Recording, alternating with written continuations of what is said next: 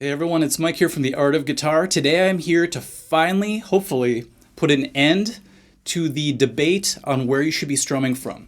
So I've had a few questions about my beginning lessons. I like to teach strumming in the beginning from the wrist.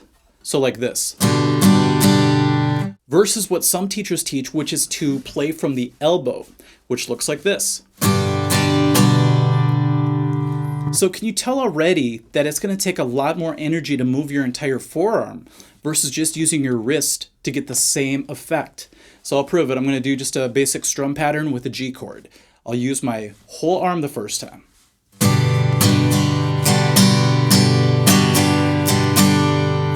Now I'll do the way I teach, which is just from the wrist.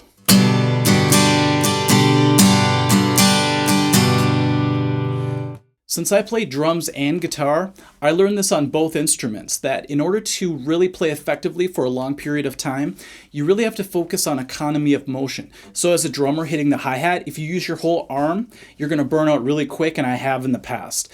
So I ended up moving the energy to my wrist, and I was able to play like this. And my beats got tighter in a good way, and I was able to play for 3 hours with no problems. Playing like this, I was dead after about 10 minutes. So the same thing applies to strumming and guitar. The second reason why I like to teach strumming from the wrist is for articulating single notes. So if you're playing a more complicated strum pattern with maybe a few single notes in between, you don't want to be throwing your forearm around, because then you're going to have to stop, play the single notes, and then go back to the big strumming. So if you take, for example, the riff from Drive by Incubus, there are some parts where you have to hit single notes and then go into strumming. So if you play from the wrist, that is not that difficult. You could just go.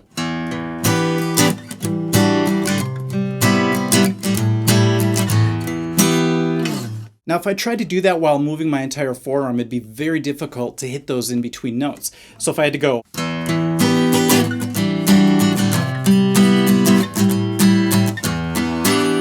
Now I'm exaggerating a little bit, but it's also because I'm not used to playing it with my full arm like that. But you could just see that it's harder to hit single notes accurately when you're moving an entire arm versus just the wrist and the fingers. So I really love this surgical way of playing versus. That even looks strange in comparison, doesn't it? And the third reason why I like to teach strumming from the wrist and not the elbow is because what if you have to palm mute? If you noticed, I was palm muting some of the notes in that riff as well, but I'm just going to go to some power chords and show you what I mean. Let's say you have to place your palm on the strings and play something like. I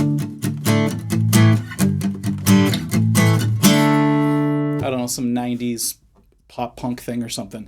Now, if you were to actually use the elbow technique, where you're strumming from the elbow, you're going to have a problem, because look what's happening. Your entire hand is moving.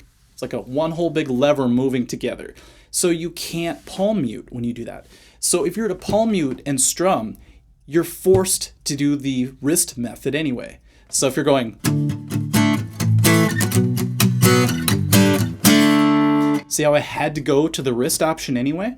Now, if I was just used to strumming from the elbow, I'd have a lot of trouble converting to that if this is how I learned how to strum everything in the beginning. So you can't, there's no way, it's impossible to palm mute while you're doing elbow strumming, because your wrist comes off the string, obviously. So those are my 3 reasons for teaching strumming from the wrist and not the elbow.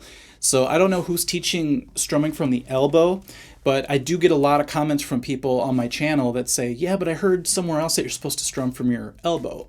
And so I hope they see this video and understand my explanations and even try it for themselves. You know, try some wrist strumming, do some articulations, maybe try to play Drive by Incubus, and then try to do it with your elbow and see the difference. And hopefully you'll see why I prefer this method over the elbow method any day. That's over 30 years of experience talking, playing live, being in the studio, playing long periods of time on stage, and realizing that this is the way to go for me, and I know for a lot of people, if not everybody. But I don't want to seem too biased. All right, guys, we'll see you at the next lesson. Hopefully that helps a lot of people out, and we'll catch you there. Okay, bye.